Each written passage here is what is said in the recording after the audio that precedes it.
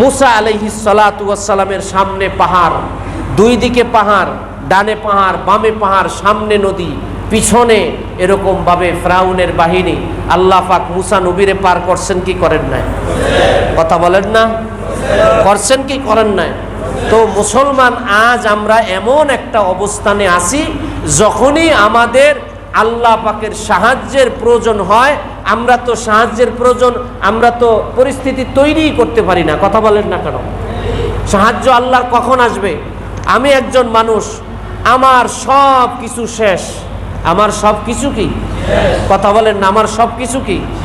আমাদের এই মসজিদের মধ্যে এমনও লোক আছে, হাজির উপস্থিত জিন্দা এখনো আছে, যে বিভিন্ন সময় বিভিন্ন পরিস্থিতির শিকার, কিন্তু এক আল্লাহর উপরে ভরসা করে রয়েছে যে আল্লাহ এখন তুমি ছাড়া, তোমার দেখানো রাস্তা ছাড়া আমার আর কিছু করার নাই।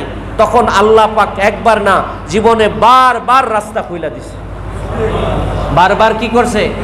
আল্লাহ তাআলা ওয়াদা করছেন, ওয়াল্লাযীনা জাহাদু ফীনা লানাহদিয়ান্নাহুম সুবুলানা। মিয়া, জীবনে একটা সিদ্ধান্ত নেন যে কখনো আল্লাহর ইচ্ছার বাহিরে যাব না। জোরে বলেন, কখনো কি? জোরে বলেন, কখনো আল্লাহর ইচ্ছার কি? কথা বলে না, কখনো কি আল্লাহর ইচ্ছার বাহিরে যাব না। দেখবেন আল্লাহ পাক রাস্তা সহজ করে দিবে। রাস্তা কি দিবে? জোরে বলেন, রাস্তা কি দিবে? সহজ করে দিবে। প্রধানমন্ত্রী আসবে, ইমাম সাহেবের সেখানে মোনাজাত করতে হবে, কিন্তু তার পেছনে যে মুসল্লিরা আছে, এই মুসল্লিরা পছন্দ করে না যে এই ইমাম সাহেব কি করুক, আমার ইমাম প্রধানমন্ত্রীর এখানে যায়া মোনাজাত করুক।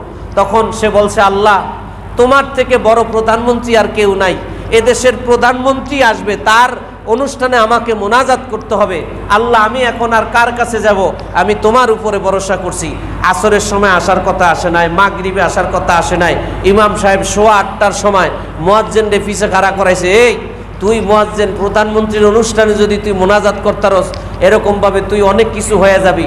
মুয়াজ্জিন আবার করছে কি, হ্যাঁ ও কয় যে আমি যে ইমাম সাহেবের পিছনে এরকমভাবে নামাজ পড়ি, আমারও ইচ্ছা না যে আমি প্রধানমন্ত্রীর এরকম এখানে আমি মোনাজাত দিব। সে খাদেম ফিট করছে যে খাদেম তুই এরকমভাবে বারান্দায় খারাবি, যদি কোনো বিপদ আপদ দেখস তুই যায় মোনাজাত লাগাই দিবি।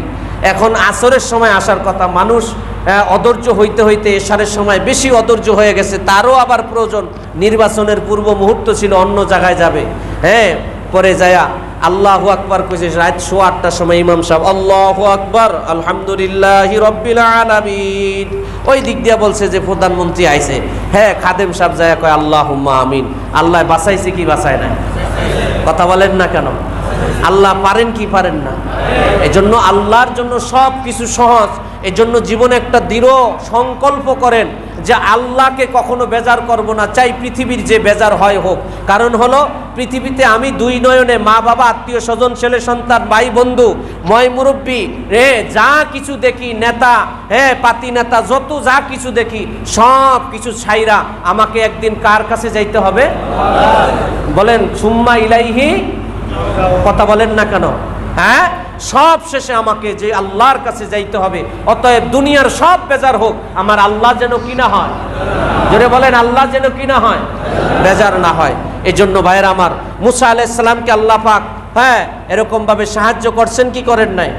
যুগে যুগে সর্বসময় যখনই আল্লাহর সাহায্যের প্রয়োজন, আল্লাহ পাক সাহায্য করছেন।